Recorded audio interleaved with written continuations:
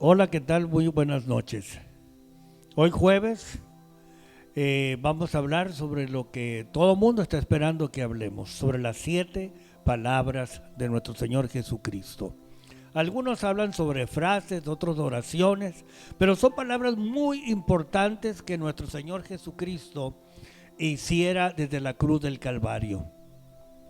Mi amigo, mi hermano, estas palabras son vitales porque salen del corazón de alguien que ha sido crucificado, de alguien que antes de morir está experimentando mucho amor a pesar de la situación. Yo no sé si usted, a través de una situación difícil como el caso de nuestro Señor Jesucristo, estuviéramos expresando amor. Así que qué curioso, a mí se me hace, hay muchas cosas que yo digo, wow, qué curioso esto. Pero la Biblia dice que cuando Jesús iba a ser crucificado lo llevaron a un monte. ¿Sabe cómo se llamaba ese monte? El monte de la calavera. Nosotros diríamos el monte de la muerte. Pero ahí llevaron a nuestro Señor Jesucristo. Y quiero leerle en la palabra de Dios, hablando esa primer palabra tan importante. Cuando llegaron a ese lugar llamado de la calavera, ¿sí? Le crucificaron allí y a los malhechores, uno a la derecha y otro a la izquierda. Y Jesús decía, Padre, perdónalos, porque no saben lo que hacen. Esa es una expresión de amor que sale de la boca de nuestro Señor Jesucristo. Yo estoy seguro que usted y yo sabemos lo que hacemos. Y de muchas cosas nos podemos arrepentir y tal vez de otras cosas no nos arrepentimos. Pero mis amados, Jesucristo lanzó esta expresión por amor a ti y por amor a mí. Padre, perdónalos porque no saben lo que hacen. Así que los evangelios registran esta palabra y relatan lo que Jesús dijo cuando estaba clavado en la cruz. Así que vamos a estar viendo estas 7 palabras tan interesantes y que tú y yo necesitamos meditar y conocerlas. Así que la primera es una oración también. Padre, perdónalos porque no saben lo que hacen. Una oración de amor, una oración de misericordia. Yo creo que por quien debería de haber más misericordia era por Jesús, que estaba siendo crucificado en ese momento, pero Él tuvo misericordia de ti, de mí. Una oración preciosa. Esta palabra que pronunció nuestro Señor Jesucristo, acababa de ser crucificado Él, y mientras los clavos le traspasaban las manos y los pies, intercedía a favor de nosotros. Así que, ¿y quién era el que oraba así? Era el Hijo de Dios. La Biblia dice que Jesucristo, el Hijo de Dios, dio su vida por ti y por mí. Y tenemos entendido que lo que Dios más ama es a su Hijo Jesús. ¿Sabes para qué vino Jesucristo a esta tierra? Para dar a conocer al Padre. Y esta es una certeza, mi amigo, que podemos hoy tener nosotros. Él nos ama. Jesús, en pleno sufrimiento, en plena crucifixión, dijo, Padre, perdónalos porque no saben lo que hacen. Así que mediante esta palabra, mediante esta oración, obró según sus propias palabras en lo concerniente al amor por los enemigos. ¿Se acuerda que Jesús nos enseñó y dijo, orad por los que os ultrajan y os persiguen? Pero hay algo más todavía. Él perdonó mis pecados, aunque yo lo ignorara. Él murió por mí. La pregunta es, no sé lo que hago, ¿sí? Así que necesitamos hoy entender que la Biblia nos dice que el Dios de este mundo cegó nuestro entendimiento para que escuchando no entendamos, para que viendo no veamos. Y el plan perfecto de Dios está hecho a través de su Hijo Jesucristo. Murió por todos mis pecados. ¿Cuáles? Llámese como se llame. Él murió por todos mis pecados. Y Él dijo, Padre, perdónalos porque no saben lo que hacen. Así que yo te invito en esta hora, mi amigo, mi hermano, dile a Dios gracias por perdonar todos mis pecados. Dios la bendiga y seguimos con la segunda palabra. Gracias Dios en este momento. Estamos con las frases que Dios expresó estando aún en la cruz del Calvario. Y la segunda frase dice, de cierto te digo que hoy estarás conmigo en el paraíso. Esta frase expresa una promesa de salvación hecha por un juez supremo a un acusado. No quiere decir esta promesa que es un perdón temporal, sino una paz eterna, no para vivir aquí en la tierra, sino para vivir una vida divina, una vida en el cielo. Es una resurrección a una nueva forma de vivir en los cielos. Es una promesa firme que el juez supremo, en este caso Jesús, le está dando a un malhechor. Cuando Jesús estaba crucificado, en medio, a un lado había de la derecha un hombre y al otro lado de la izquierda estaba otro malhechor. El malhechor de la izquierda le injuriaba y le decía, si eres el Cristo, ¿por qué no te bajas de la cruz y nos salvas también a nosotros? Mas sin embargo, el de la derecha empezó a expresar y a exhortar al hombre que estaba injuriando a Jesús y le dijo, tú no tienes temor de Dios, ni te das cuenta en la condición de condenación en la que te encuentras. Nosotros estamos crucificados aquí por lo que merecieron nuestros hechos, por los actos malos que hicimos, pero Él no ha hecho ningún mal. Y dice la palabra que este hombre volteó fijamente a Jesús y le dijo, Señor, acuérdate de mí cuando estés allá en tu reino. Reconoció su culpabilidad, aceptó la forma vana de vivir y expresa que merecía una condena. Sin embargo, observa que en Jesús hay un poder de salvación, hay un poder de lo que Él promete, lo ha cumplido. Este hombre había visto la vida de Jesús, me imagino en el tiempo en que estuvo también en la cárcel junto con ellos. Jesús en su gran amor lo observa y le dice a la respuesta de su pregunta, de cierto te digo, hoy estarás conmigo en el paraíso. Lucas 23:43.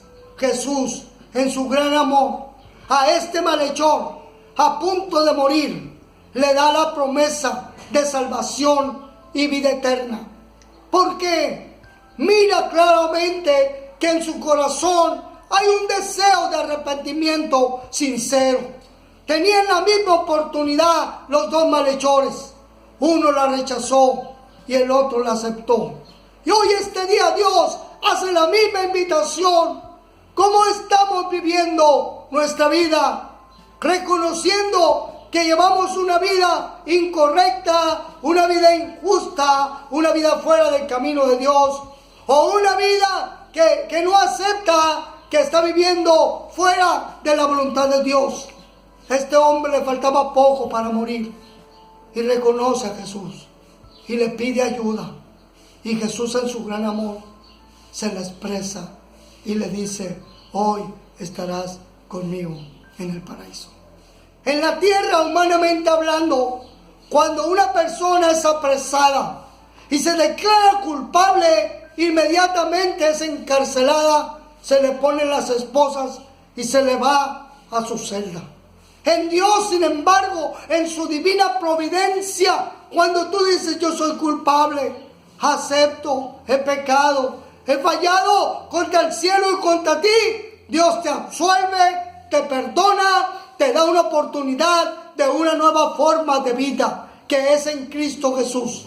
Y hoy es el tiempo de decirle: Señor, estoy fallando, estoy pecando, he vivido una vida muy lejos de tu voluntad. Y te pido por favor que te acuerdes de mí cuando estés en tu reino. Y Jesús te va a responder: de cierto te digo, que hoy estarás conmigo en el paraíso. Proverbios 28:13 dice la palabra: el que encubre su pecado no prosperará, mas el que lo confiesa y se aparta alcanzará misericordia. Que Dios te bendiga y que esta palabra llegue a lo más profundo de tu corazón.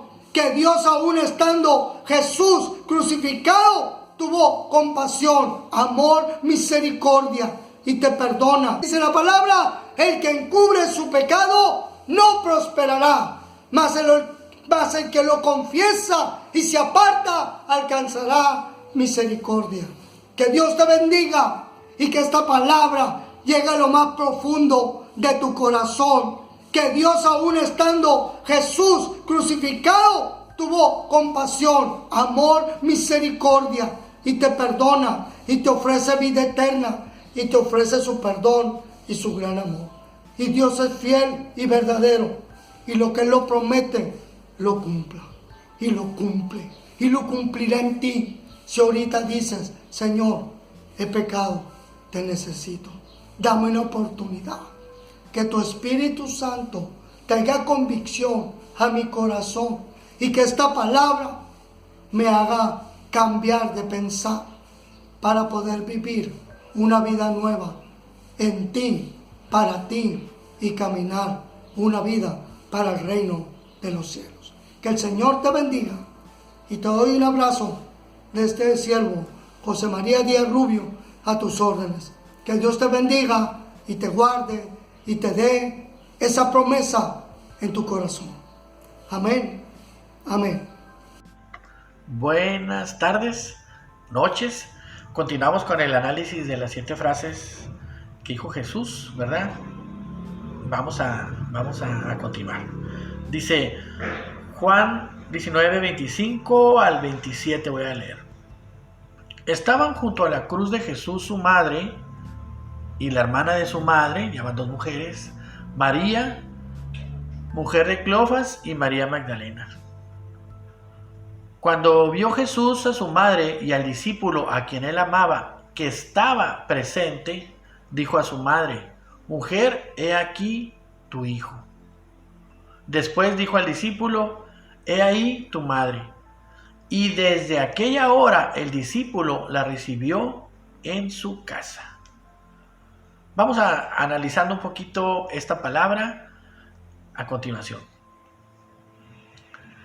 En la primera frase, recordemos un poquito, en la primera frase de Jesús, él comentó o dio el perdón a aquellos que lo estaban crucificando. Después, en las segundas frases de Jesús, le dio gracia a uno de los delincuentes, a un asesino que estaba ahí a un lado de él, y lo hizo compañero para estar en el cielo, en el paraíso. Y en la tercera, vemos que esa es la tercera palabra. Aquí está confiando su madre al discípulo Juan. ¿Sí? Bueno, entonces vamos a continuar. ¿Qué es lo que Jesús nos está demostrando con esta acción? Bueno, de mi punto de vista, puedo separar 3 aspectos, y el primero es el siguiente, ¿verdad? Que dice: cumplir las responsabilidades espirituales debe ir acompañado con el cumplimiento de las responsabilidades familiares. Cumplir responsabilidades espirituales debe ir acompañado con el cumplimiento de las responsabilidades familiares. Vamos a profundizar un poquito aquí. Jesús estaba a punto de entrar, ¿verdad?, en el momento cumbre de su ministerio. Iba a finiquitar el propósito de su venida, la puerta se abriría para salvación de quién, de multitudes, de millones. Tú y yo somos beneficiarios de esa salvación hoy en día. Era el cumplimiento del plan maestro de Dios. Pienso que si en este momento el Señor no hubiera comentado nada sobre nadie en particular, nadie nos hubiéramos extrañado, ni a nadie se nos hubiera hecho mal. Sin embargo, a Él sí, a Jesús le pareció importante dejarnos claro que el cumplimiento de su obligación familiar es también una prioridad para el cristiano y para Jesús. Por esto puedo concluir que mantenernos fieles a los lazos familiares que nosotros tenemos por nacimiento o los cuales tomamos por decisión, ¿verdad? Con nuestros padres, nuestros hermanos, nuestros cónyuges, ¿sí? Nuestros hijos, etcétera. Es muy importante en la vida de todo cristiano cumplir y ser fieles con esta relación. Y el que no lo haga así, se puede decir entonces que no puede tener un ministerio que agrade a Dios. Una persona que pueda decir que está haciendo la voluntad de Dios, puede decir que está trabajando para el Señor, si no está a sí mismo cumpliendo sus obligaciones familiares debidamente, no tiene un ministerio que agrada a Dios, ¿verdad?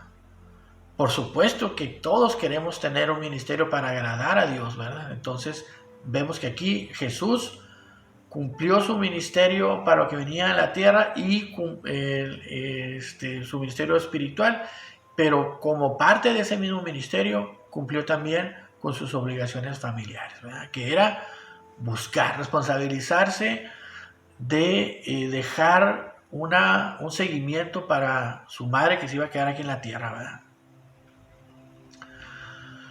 Otro punto que podemos ver o analizar o desprender de esta lectura, de estos versículos, pues es el siguiente: estar con Jesús en toda situación, ¿sí? Estar siempre con Él y contra cualquier temor es muy difícil, ¿verdad? Pero implica llegar a un lugar especial en el corazón de Dios.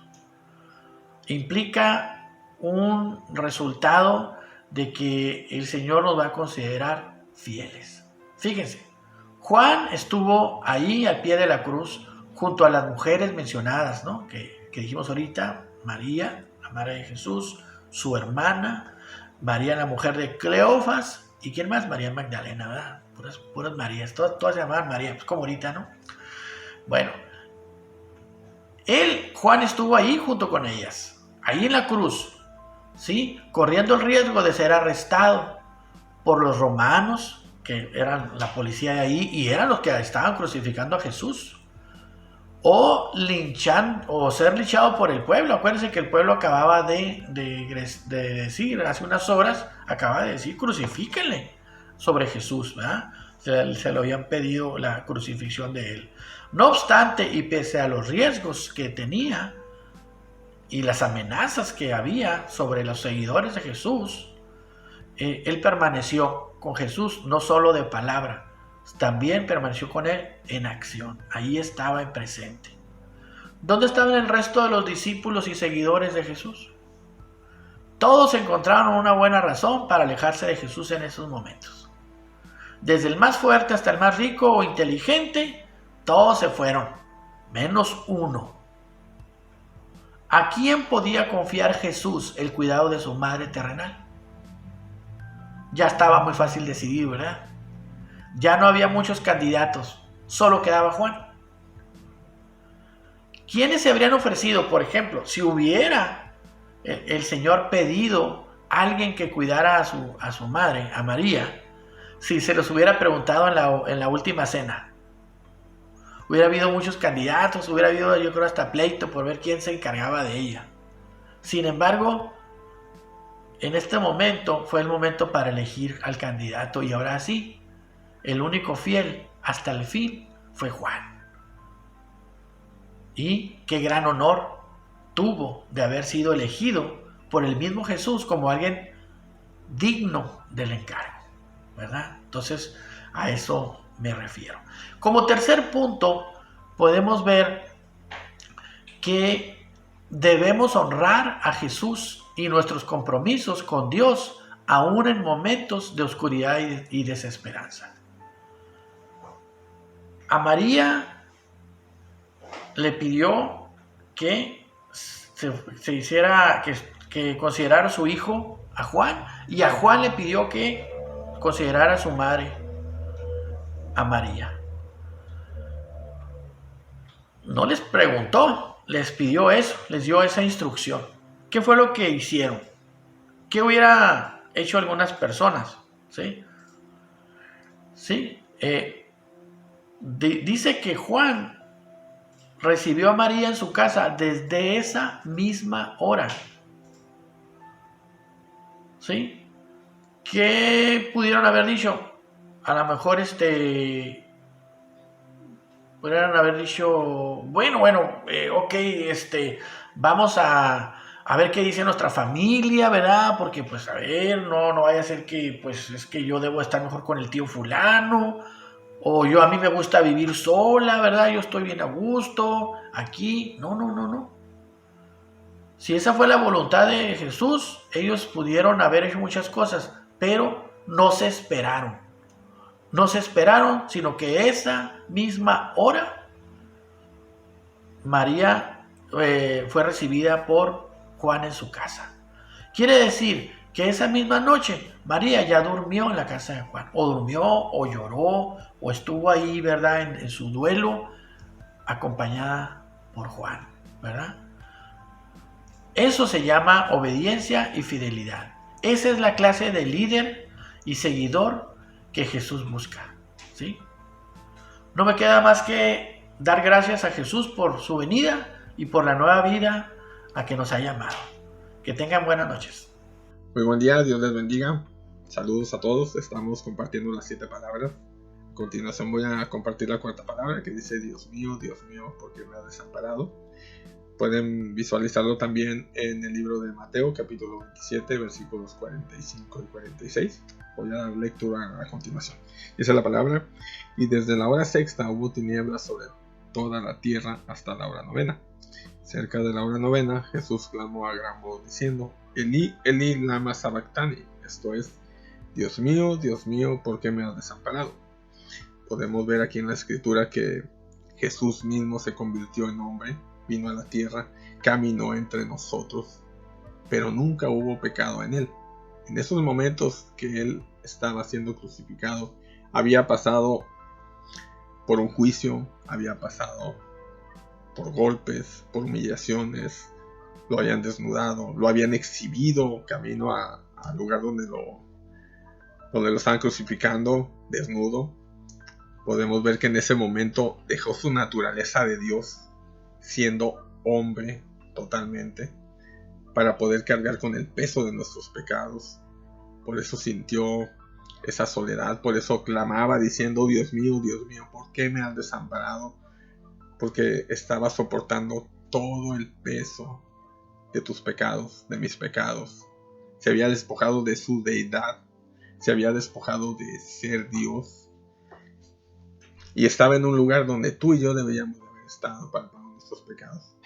Pero fue tanto el amor que Dios tuvo por nosotros, por su creación, que tomó la decisión de venir a la tierra en forma de hombre, caminar entre nosotros, vivir una vida como todos nosotros, pero sin pecado.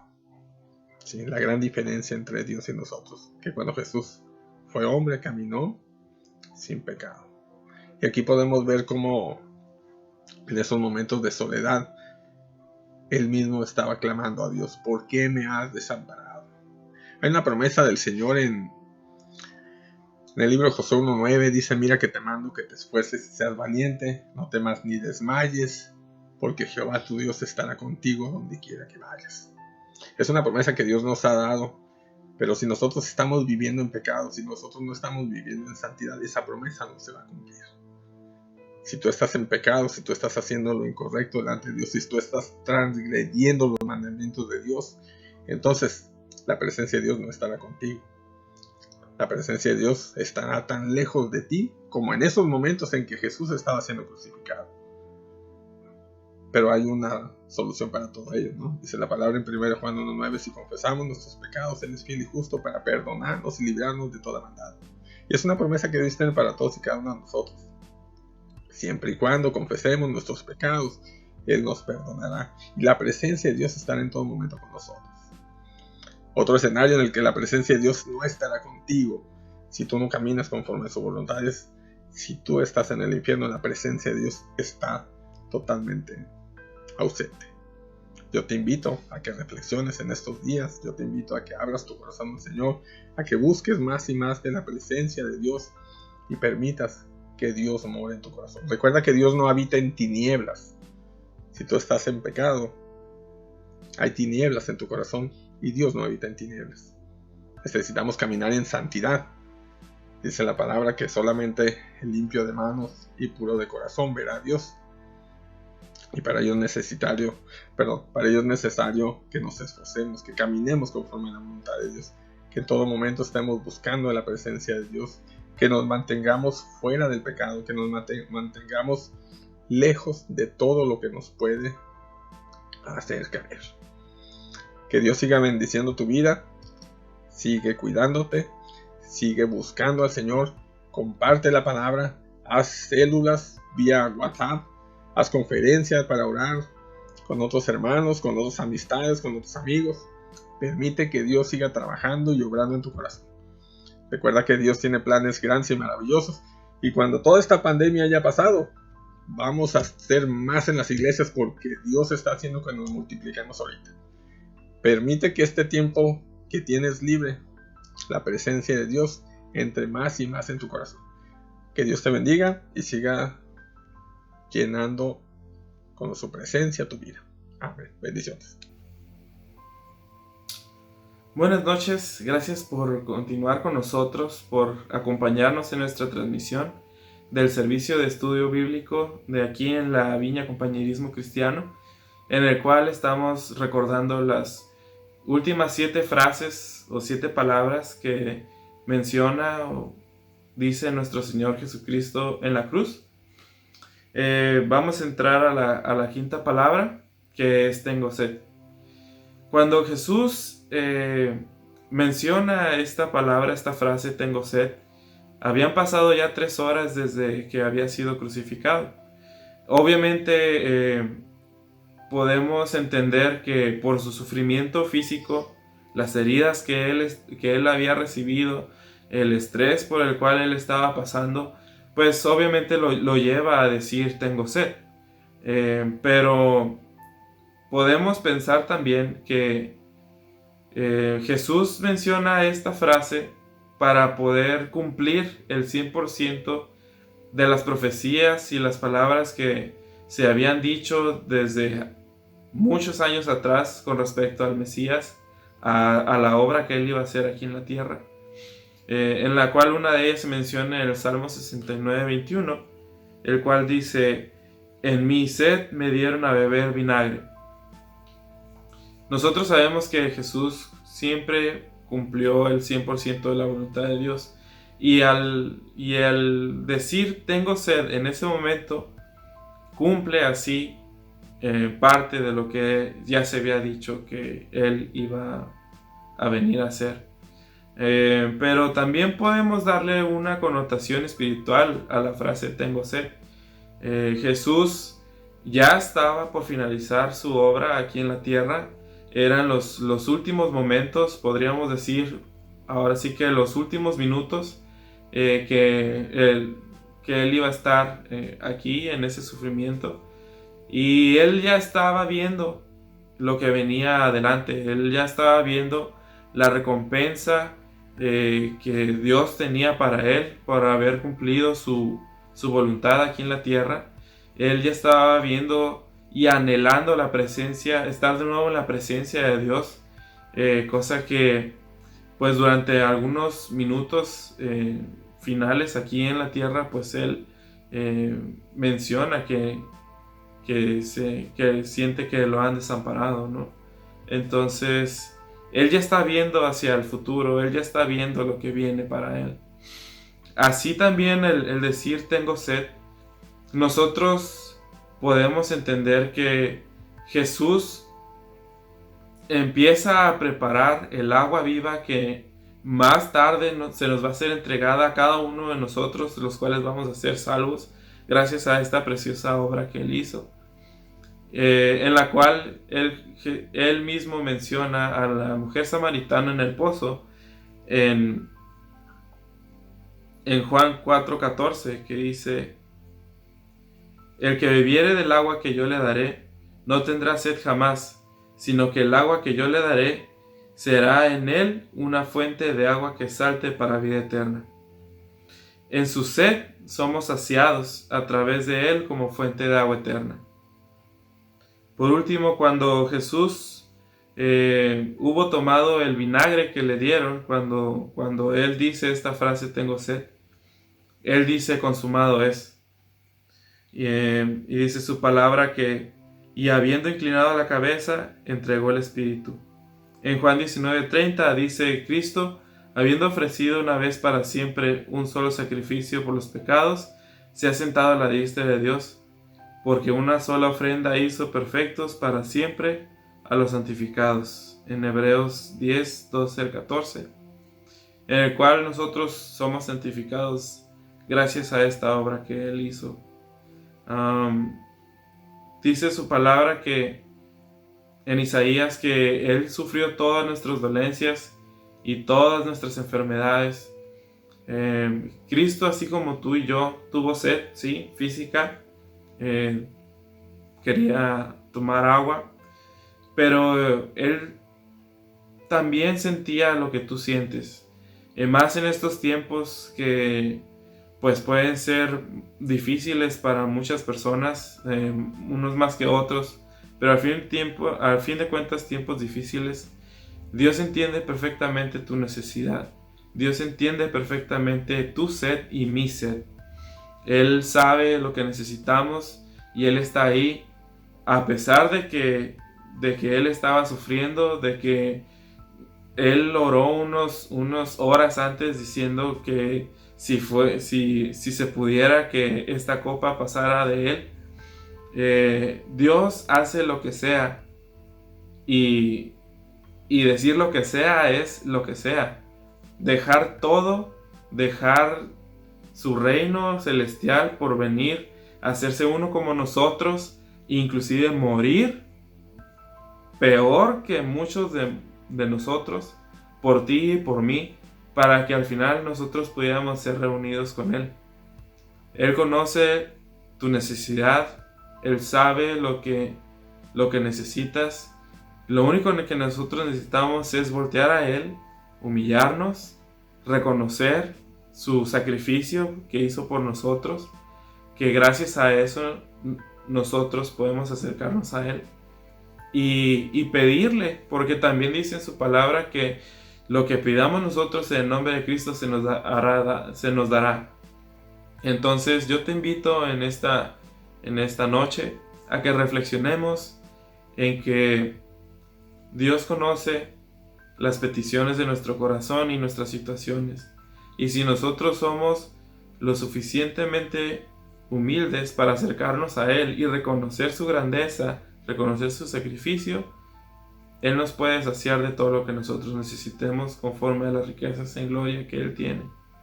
Si en este momento tú necesitas paz, si necesitas tranquilidad, si no sabes qué va a pasar el día de mañana porque no puedes salir a trabajar, yo te quiero invitar en esta noche a que te concentres en Él, y pongas en sus manos la petición de tu corazón, y muy seguramente Él te va a responder. Que Dios te bendiga, te amamos, gracias por seguir con nosotros. Continuamos con la siguiente palabra. Cuando Jesús tomó el vinagre, dijo, consumado es, y habiendo inclinado la cabeza, entregó el Espíritu. Cristo, habiendo ofrecido una vez y para siempre un solo sacrificio por los pecados, se ha sentado a la diestra de Dios. Porque con una sola ofrenda hizo perfectos para siempre a los santificados. Consumado es. Las 3 horas de tinieblas estaban a punto de terminar. En un último gesto de obediencia, Jesús acababa de tomar el vinagre. Entonces exclamó: consumado es. Su misión en la tierra llegaba a su fin. Cuando vino, dijo: he aquí que vengo, oh Dios, para hacer tu voluntad. Ahora se terminaba todo lo que el Padre le había encomendado y lo glorificó perfectamente. Cada creyente puede decir: el Hijo de Dios se entregó a sí mismo por mí.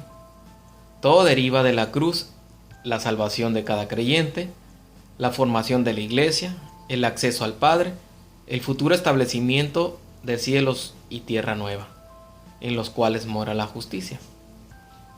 Esta sexta frase es como la firma de Jesucristo, que puso al final del texto que relata lo que ha cumplido.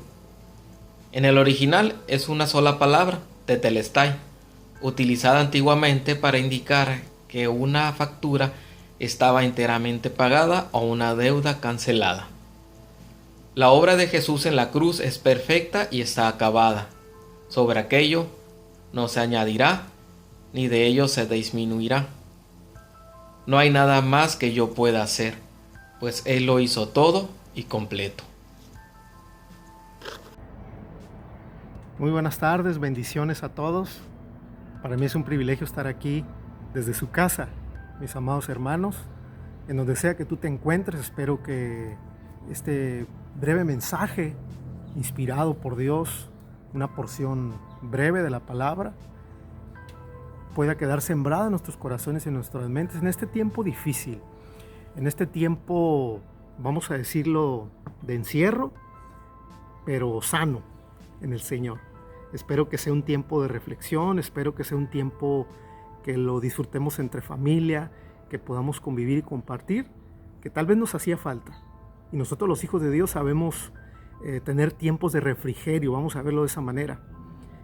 Y aprovechando este tiempo que el Señor nos da la oportunidad de poder compartir este tema, el día de hoy me ha tocado a mí compartir una de las 7 frases que dijo nuestro Señor Jesús antes de morir.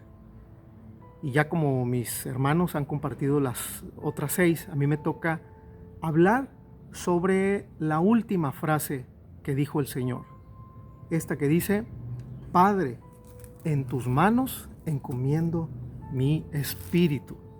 Quiero que vayamos, hermanos, a Lucas, capítulo 23, verso 46. Dice así la palabra del Señor. Entonces Jesús, clamando a gran voz, dijo: Padre, en tus manos encomiendo mi espíritu. Y habiendo dicho esto, expiró. Quiero leerles algo muy importante. Esta última frase de Jesús en la cruz evocan toda la intimidad del amor y de la comunión entre Jesús y su Padre. Al igual que antes de las 3 horas de tinieblas, Jesús volvió a decir: Padre. Fíjese qué importante, clamando al Padre en un momento difícil. Pero déjeme decirle que este sacrificio que hizo nuestro Salvador Jesucristo en la cruz fue voluntario. Él sabía a lo que venía, sabía que era necesario padecer y morir por toda la humanidad. Este sería el mayor acto de amor que puede o que pudo haber hecho Dios por toda la humanidad. Él, siendo Dios, no escatimó a ser igual que los hombres. Se volvió como hombre, estuvo entre los hombres, siendo Dios, dejando su trono para morir por nosotros. Qué mayor amor que este, que Él haya ofrecido, el Padre, a su Hijo, a su único Hijo, Jesucristo, por toda la humanidad, por todos los pecadores de la humanidad. Dice también que la expiación estaba cumplida, el problema de nuestros pecados estaba solucionado. Plenamente consciente, Jesús dio y dejó su vida, inclinó la cabeza y entregó su espíritu al Padre. Este fue el acto final de su sacrificio voluntario. Él mismo separó su espíritu de su cuerpo y lo entregó a Dios su Padre. En el Nuevo Testamento leemos varias veces que Jesús se entregó a sí mismo. Por ejemplo, en Gálatas 2:20, les voy a leer, hermanos, si usted tiene su Biblia. En Gálatas 2:20 dice así la palabra del Señor: con Cristo estoy juntamente crucificado, y ya no vivo yo, mas vive Cristo en mí. Y lo que ahora vivo en la carne, lo vivo en la fe del Hijo de Dios, el cual me amó y se entregó a sí mismo por mí. Efesios 5:2 también se los leo. Vayamos a Efesios 5:2. Y andad en amor, como también Cristo nos amó y se entregó a sí mismo por nosotros, ofrenda y sacrificio a Dios en olor fragante. ¡Qué bendición! Todas estas expresiones hacen brillar la grandeza y el amor de aquel que dio su vida. Nadie tenía el poder de quitársela, pero Él la ofreció para que pudiésemos recibir una nueva y espiritual vida al confiar en Él. Jesús se enfrentó a la muerte como vencedor, sabiendo que Dios resucitaría su cuerpo. En Hechos 2:27 y en Hebreos 2:14, mediante la muerte, destruyó el poder del diablo. La séptima frase anuncia el descanso de la nueva creación. El pecado y el mal fueron vencidos en la cruz, así como el séptimo día de la creación fue el día del reposo y de la satisfacción.